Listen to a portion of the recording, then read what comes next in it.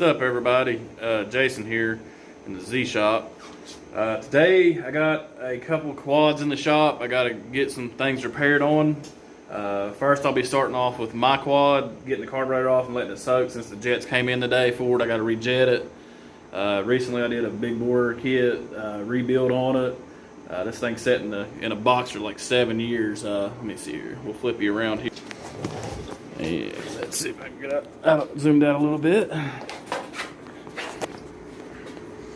It is a 2003 Suzuki Z400. It's got a 434 big bore kit. It's called the CP kit. It's a really torquey machine. So like I said, I'm gonna get the carburetor off of it. I got it halfway tore down before I even started this video. Waiting on a smaller main jet and got to do some tweaking on it. And then later on, to seasoning or you know, I got this 08 Z400 for a friend that's needing the valves adjusted. Pretty sure that's what it is. It's really hard to cold start, and it's a sweet looking four-wheeler. Hopefully it's nothing major. I told him I could probably get it running, and we're gonna shoot for that, and we'll get the valves adjusted, and hopefully it'll fire up because it does not want to start, and then we'll go do a compression check on it and go from there. It said it runs really good, and when it does run, it don't have no smoke or anything coming out the exhaust, so it's probably just the valves need adjusted. A lot of people overlook the maintenance on the valves on these things. I got a shim kit ordered, so hopefully we can get those in the next day or so and get this thing back to its owner, and so he can get back out on the trails and have some fun. But yeah, let's get started. All right, so what we have here is a Mikuni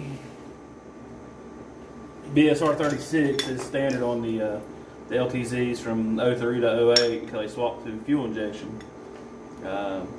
These carburetors are really what limits these Z400s to their full potential. A lot of people do the keying upgrade. That's what I'm planning on doing next.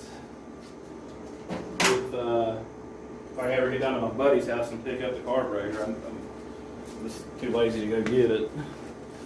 But yeah, we're going to take this throttle cable off here so I can go ahead and get this carb off and get it tore apart, and I'm going to let it soak a little bit. You know, it's set for 7 years. It does run, but it's just a little rich. I'm sure it's rich on the top end. The plug's a little black. So hopefully we can get this thing tore apart and get it cleaned. Then while that one's soaking, I'm going to disassemble the black Z400 over there and on the other end of the garage, and get it ready to be toward, you know, get the valves adjusted in it. It's got, you can't do nothing with all that plastic on it. Let's see here. This throttle cable will be a pain in the butt when it's still attached like this, but we'll see if we can get it out. Can we get a pick?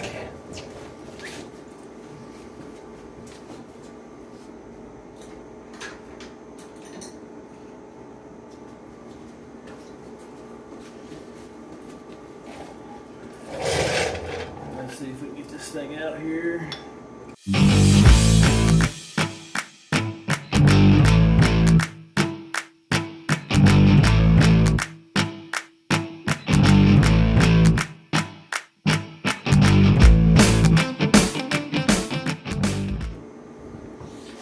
The miracle of time and video edited, I was able to get the little keeper out there that holds the cable in. It's a pain in the butt sometimes to get it out. There's that. I know on the other Z400 over there, they're wanting the guys wanting the throttle cable checked on it. It's super stiff compared to mine. And he said it hurts his thumb. So we'll get this one here took care of real quick and get it soaking, and then we can move on to his. All right, now that I got the carb off the quad here, I'm gonna give me a little Ziploc back here so I can keep all the parts in it that I take out. That's not gonna be in the wash. What the wash? Like the screws and stuff. You don't want to lose those, so you want to put these in a bag. Some people label their bags, but I don't really need to, because I know these machines like the back of my hand. And it's sad, but it's okay. That's what happens when you build them and you ride the crap out of them. So we'll start here and take the floats out. Put that right there. Take the floats out. Don't want to lose your needle valve there. We're not going to soak that in this right here in the. I'm going to hit the camera there. The needle valve, that's what it controls your float height. Let me see if I can get the zoom in there and focus. Yeah, the rubber looks really good on it, so we're not going to toss that down in the cleaner. Let's see here. Oh yeah, there's still a lot of gunk in this car, but I thought I cleaned it out really good, but apparently I didn't. That's alright. That's what we're going to do today. Let's get this main jet out right here, since we're going to be changing it anyways. Might as well throw it in the cleaner solution.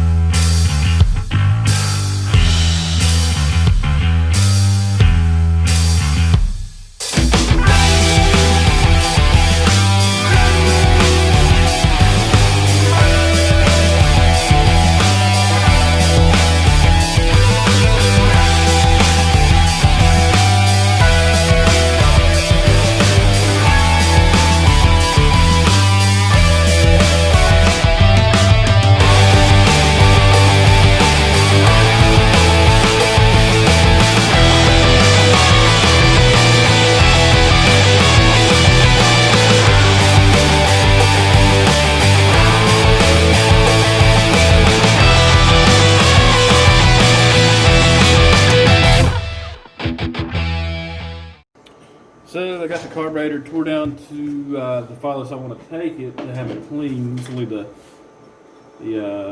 idle screw here turned up, you know, where it's at, and yeah, it's tore apart as far as I need to have it, so we can clean it out. Still kind of gummy looking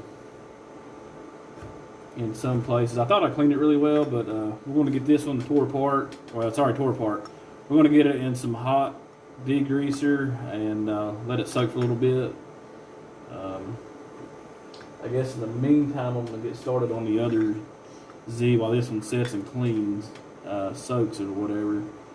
But we'll get that started, and we'll move over here to the 08Z and get started on it and get the plastics off of it.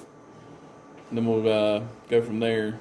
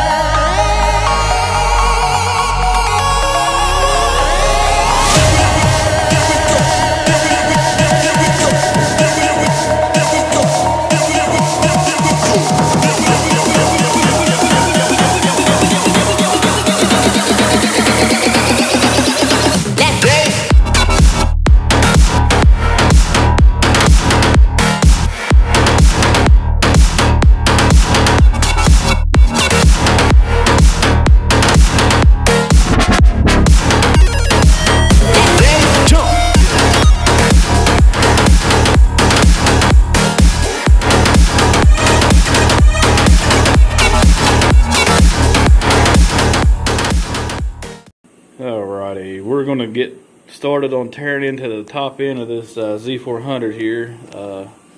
We got to get into the valve cover box there. I'm pretty sure I know why this throttle cable is pretty tight, because it looks like it's ran I think it's supposed to go on the outside of the frame here, and it's ran inside, and it's really stiff. But we'll get to that later. Main issue is getting these valves in spec. Then we're going to take the carb off and give it a good cleaning like I did the other one here in a little bit.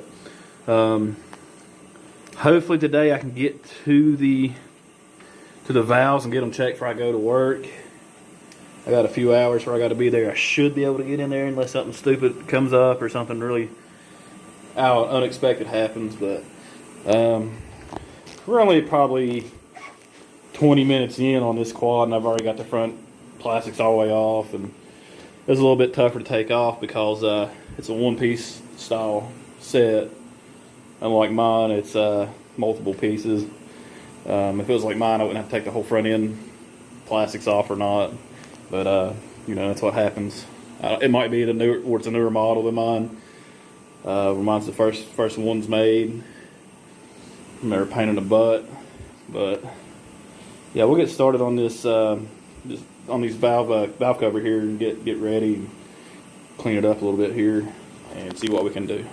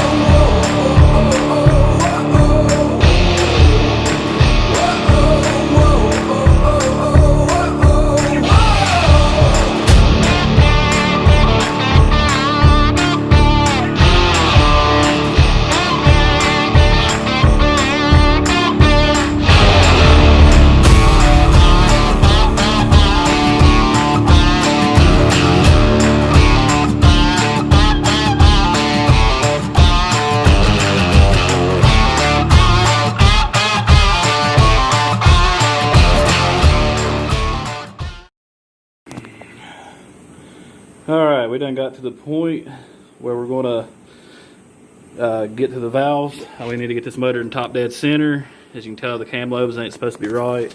And down here is a window with a little T in it. We got to get that around. So let me get a ratchet. We'll get that right quick. Okay, let's see here. Get some light on the subject. Okay, if you look down in there, it's kind of hard to see. There's a T, that's the timing mark on the flywheel. And if you look out here, there's a little triangle right there, right here on this plug. And you get back up here to the inspection window, and what you want is that line on the T to be even with that triangle outside there. And your intake and exhaust cam should look like that, 10 and 2 o'clock as they call it. Let's go over here to the other side. And let's look at the cams here. I don't know if these are hot cams. Yeah, these are definitely aftermarket. Sorry about that. After the air compressor cut on, you couldn't hear quite anything in here. Yeah, these are definitely aftermarket cams. I'm gonna say they're hot cams. The exhaust cam, if you look there, it's kind of hard to see. There's a little mark right there, and you count the pins. It's supposed to be 15 pins in between each mark, but where this is a hot cam, it's going to be 14 and a half. So let's see, 1, 2, 3, 4, 5, 6, 7, 8, 9, 10, 11, 12, 13, 14, and let's see, yeah, the half's in between these two links here on the intake cam. So yeah, this is definitely an aftermarket cam setup, but that's no issue. We still can check the cams here and make sure the valves are adjusted properly. If I had to guess, these are just the new style hot cams, with this being a newer model Z. We'll find out though. Alright, so we got the valve clearance measured. All 4 valves are super tight, especially the intake side. Hopefully we can get some adjustment out of it after we get the shim kit in.